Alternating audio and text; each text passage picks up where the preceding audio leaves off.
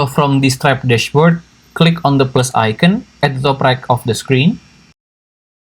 Then choose the payment link option over here.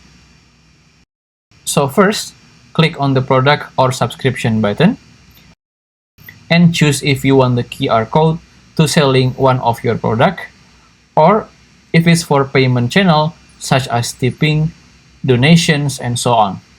For this video, I am going to choose for the product. Then at the product section, you may click on the white box and choose the product that you want to link to the QR code.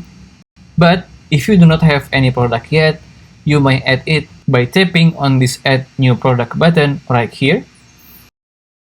You may then adjust the quantity of your product, or just letting the customers to decide how many products that they want to purchase by checking on this box below it. Don't forget to add how many products your customers can buy.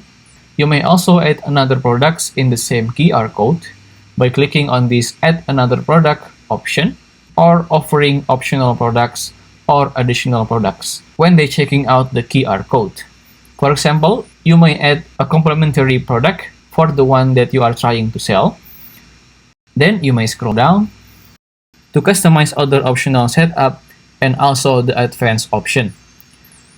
And then when you are good with everything, tap on Create Link button over here, which will take you to this page, and you want to click on this button between Buy button and also the three dots button. And voila, you get the QR code of your product or your payment thing.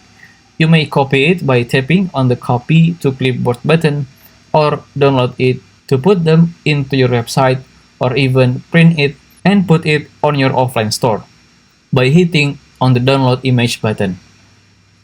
And here is what will open up when I scan the QR code. If you still have any question, just comment down below and I will try my best to guide and help you guys. If you find this video useful, please consider like and subscribe.